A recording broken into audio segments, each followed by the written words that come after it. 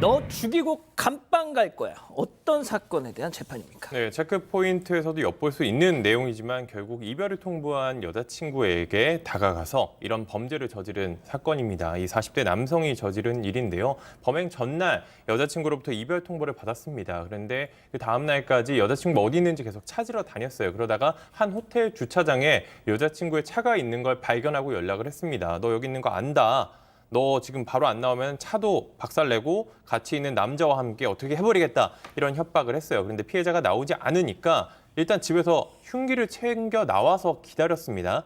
4시간 정도 지나서 피해자가 호텔에 나올 때까지 기다렸는데 피해자가 나오니까 너 해치겠다라고 하면서 팔과 복부 등을 수차례 찔렀습니다. 그 이후에 자신의 차에 강제로 태우기도 했고요. 남성은 어디냐? 같이 있던 남성은 어디냐? 나 징역 10년 살 건데 너 어떻게 하려고 찌르는 거다 이런 말하면서 흉기를 재차 휘두른 것으로 조사가 됐습니다.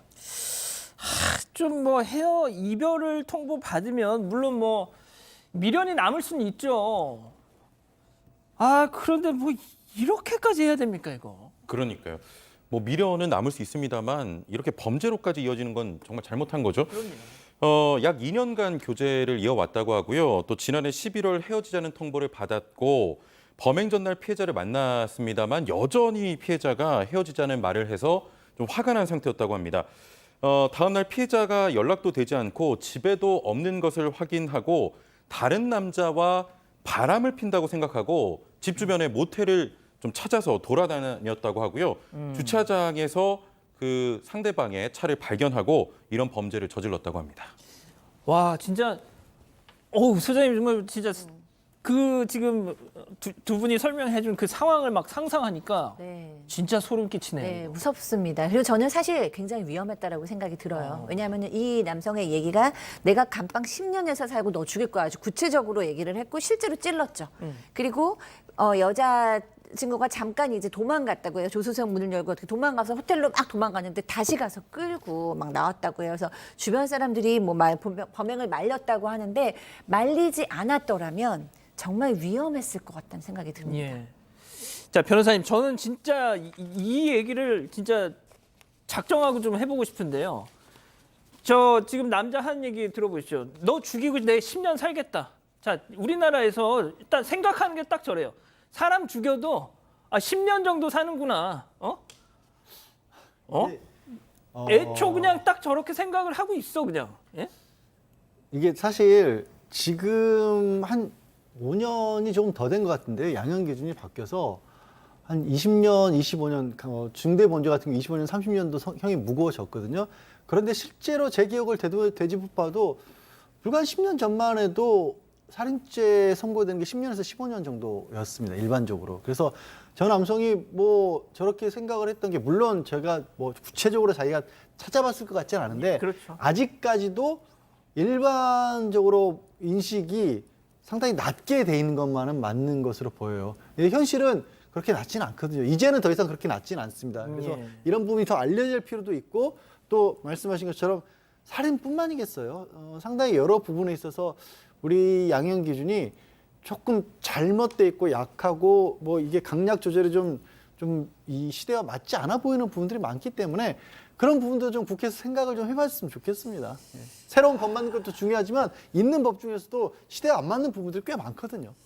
그러니까 요즘 저희가 사건 반장 통해서 제가 계속 얘기하지만 왜 이렇게 형량이 낮냐? 그러니까 보세요. 사람 한 명 목숨값이 딱 10년이라고 이 사람은 지금 아예 그냥 생각을 하고 있어요 지금. 응? 자 아무튼 이 사람 받은 혐의 뭡니까? 살인 목숨을 잃지는 않았으니까요 피해자가. 그럼 미수인가요? 예, 그 살인미수 혐의로 기소는 됐는데 이 남성이 어떻게 말을 했냐면요. 피해자에게 겁을 주기 위해서 흉기를 들고 왔고 팔과 다리를 찔렀다. 그렇기 때문에 살인의 고의가 없었다. 이런 식으로 지금 주장을 하고 있습니다. 자 그렇다면 재판부가 그렇구나 너 그런 생각이었구나 하고 받아들여 줬나요? 받아들이지는 않았습니다. 실제로 살인의 고의가 있었다라고 봤고요. 왜 그러냐면 실제로 흉기를 준비해 왔고 또 찌르기도 했는데 또 이 범행 현장에 찍힌 CCTV 영상 그리고 피해자의 증언을 보면은 단순히 이거를 피해자에게 겁만 주기 위한 용도로 흉기를 소지한 건 아닌 것 같다 이렇게 이야기를 했습니다. 그래서 징역 3년을 선고했는데요. 물론 이 살인의 고의는 있었지만 이 실제로 발생한 상해 정도가 조금 경미한 것도 있었고 그리고 실제로 범행 방법에 이 객관적으로 사망이라는 결과를 일으킬 만한 위험성이 없기 때문인 것을 보기는 어렵다라고 밝히기도 했습니다. 자, 그런데 말이죠. 최 리포터, 징역 3년이 선고됐습니다. 그 왜 그런 겁니까? 예. 이도성 기자가 앞에 언급을 해주셨지만 범행 도구를 사전에 준비한 상태에서 피해자가 건물에 나오기까지 장시간 기다렸다가 피해자를 발견하자 피해자에게 달려가서 일방적인 공격을 가해서 죄질이 좋지 않다 이렇게 판단을 했습니다만 범행이 미수에 그쳤고 피해자의 상해가 비교적 좀 가벼웠다. 또 피해자로부터 용서받아서 피해자가 피고인의 형사처벌을 원치 않고 있다. 피고인에게는 또 동종폭력 전과가 없다. 이런 점을 들어서 징역 3년을 선고했습니다. 자, 변호사님. 아니, 죽은 사람 소원도 들어준다는데 본인이 10년을 살겠다고 한 짓인데 왜 그걸 3년밖에 안 주나요? 일단 정말 다행히도 크게 다치지 않았죠. 그러니까 이 남성이 이 피고인이 10년이라는 얘기를 한 건 피해자를 해쳤을 때 10년이었잖아요. 근데 그래도 3년은 너무 작아 보여요. 왜냐하면 변호사님 보시기에도. 이게 경미한 그 피해에 그쳤다고 하는 게 이게 이 가해자가 의도해서 경미하게 그친 게 아니라 주변에서 말렸고 당연하죠. 피해자 옷이 마침 겨울에서 두꺼웠기 때문에 경미한 게 그친 거거든요. 고의 자체는 우리가 범죄를 처벌하는 때 두 가지를 보는 겁니다. 객관적으로 상황이 그만큼 위중한 상황이었냐고 그 사람 머릿속으로도 굉장히 무서운 거를 계획을 했느냐 두 가지를 같이 봐야 되거든요. 저 보세요. 근데- 피해자분은 저렇게 느꼈어요. 네, 근데 이 판결에서 제가 문제 삼고 싶은 건 이 남성의 머릿속에 들어있던 생각은 이렇게 가벼운 범죄가 아니었어요. 당연하죠. 그러니까 그 부분을 그게 실패했다 그래서 이렇게 많이 깎아줘야 되느냐는 저는 회의적이에요. 그래서 실제 다른 범죄랑 비교해 봤을 때도 살인미수라는 범죄를 적용을 하면서 3년?